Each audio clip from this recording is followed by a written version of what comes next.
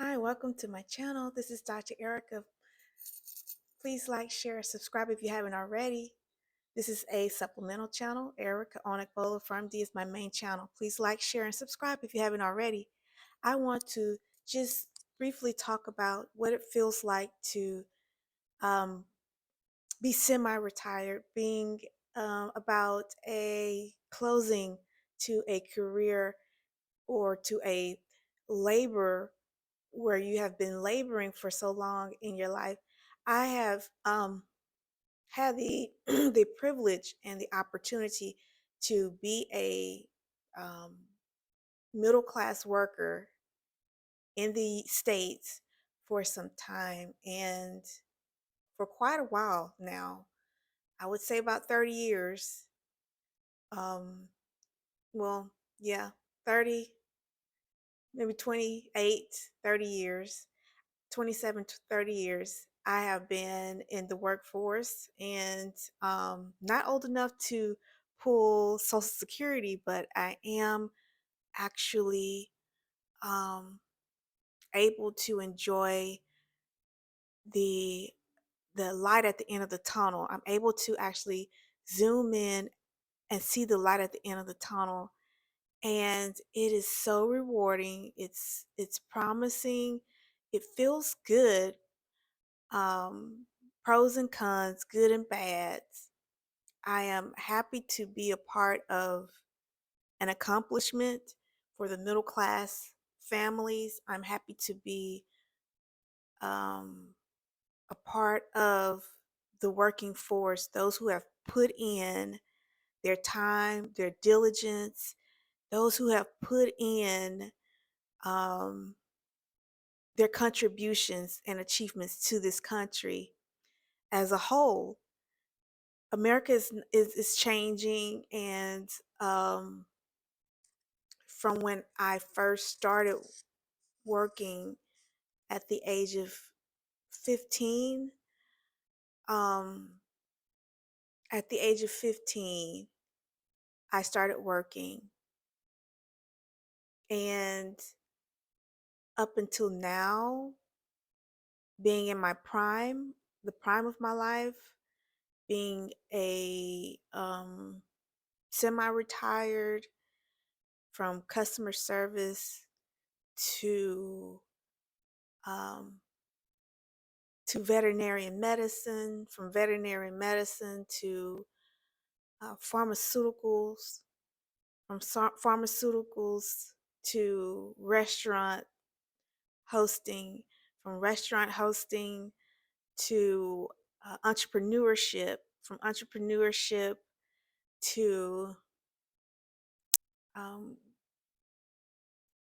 everything until now has been a success. I cannot um, discredit what I've been through, the wear and tear, the mental, the general public, the private secular setting, the the whatever it takes, taxes, all of that, um, plays a role in what you go through during your semi-retirement life. Um, there are some days that are better than others. Um, there are some opportunities that I wish I could have taken, or some opportunities that I wish I could have just not dealt with at all. However, you can't look back, you have to look forward. I see a lot of YouTubers, a lot of new channels that talk about retirement, maybe because they're in my algorithm, they're just popping up in my algorithm, or they are um, maybe I've clicked on something, clickbait, and now my algorithm shows a lot of retirement. Well, you click on one video, the next video pops up, can be another retirement podcast or channel. My channel is not cap cut, it's not edited, it's just full blown, full truth, straight from me to you. And there's no editing, there's no cutting, clipping.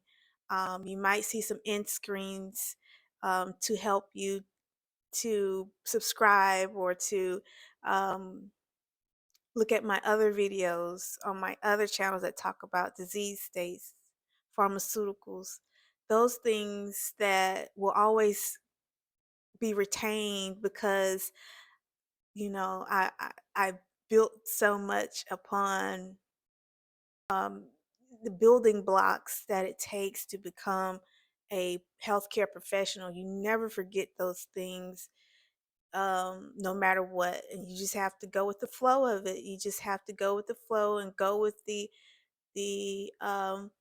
societal demands and cares. And I know that there are new graduates and there's new um, businesses, pharmaceuticals. I know there's new cliques of pharmacies that are out there. So you just have to understand that time brings about a change, whether you're ready or you're not ready. You just have to be out there. You have to be ready for it, and you have to be able to accept it and embrace it, and slow down your hearing, your slow down your hearing, slow down your tendency to want to see things as they were, and start to um, interpret things as they are in the present, hoping and praying for the best in the future, because inevitably, inevitably, everyone is going to have to retire if they make it to that point in their sequential age. Everyone is going to have to retire again if they actually make it to that sequential age bracket.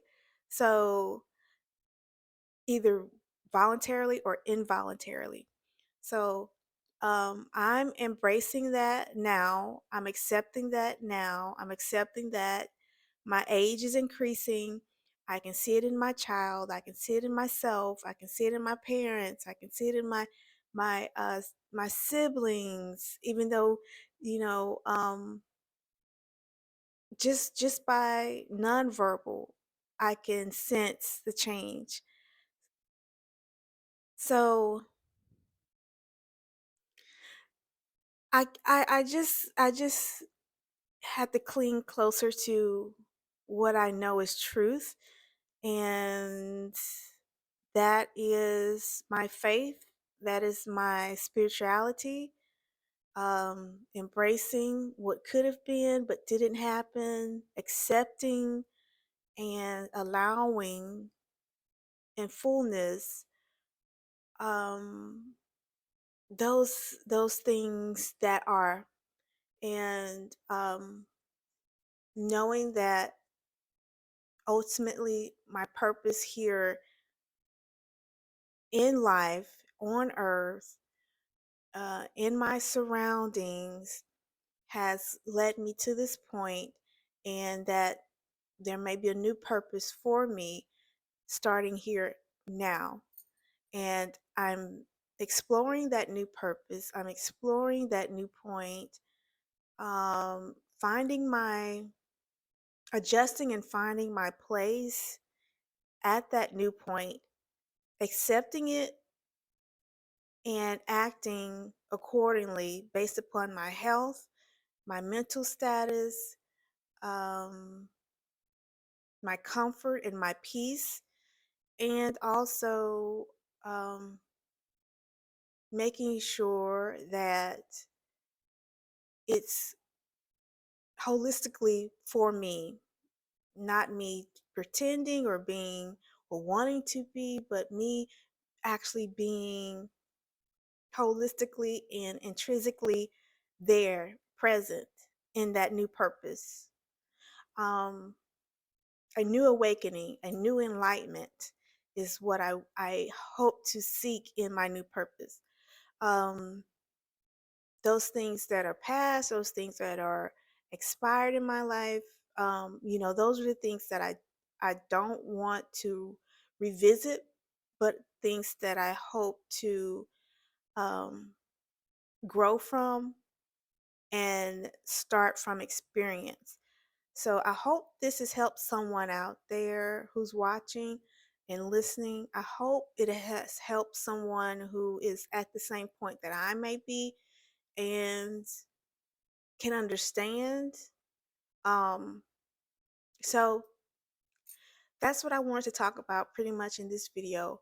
Also, consistency, being consistent in my walk with Christ, being consistent in my rearing of my responsibilities, being consistent in my business making decisions, whether it be bills, monthly bills, whether it be utilities, whether it be taking out the trash, whether it be anything that has I have to do to maintain Erica is what I that's what I'm pushing for, and I'm so thankful for my life. I'm thankful for where I am. I'm thankful for what I'm doing, and hopefully someone else out there feels the same, you know, because life just throws all sorts of curveballs, but you have to be ready. You have to be ready um through consistency, through spiritual growth, and through being available to receive what is and what is coming. So, consistency, being willing to grow, and being willing to accept what is and what is coming. So, those three things are very important when you are in your prime of life and you're at a new point of purpose where you can't go back, you can't look back. Moving forward means sometimes readjusting your identity, readjusting your circumstances, letting go of things that no longer serve the purpose, um, embracing the least of your things and appreciating the least of your things, and just taking life as it comes, one day by the next day. So that's my encouragement for this video on today, and I hope to see you on my next video. Be encouraged. If I could leave one scripture for you, I would leave I want to say it's Proverbs 22:1, which talks about a good name.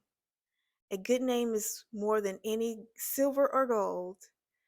So be encouraged out there. That's Proverbs 22 and verse 1. A good name worth more than any silver or gold. So I hope to see you on my next video. Like, share, and subscribe if you haven't already. Dr. Erica signing off. Take care. Bye-bye.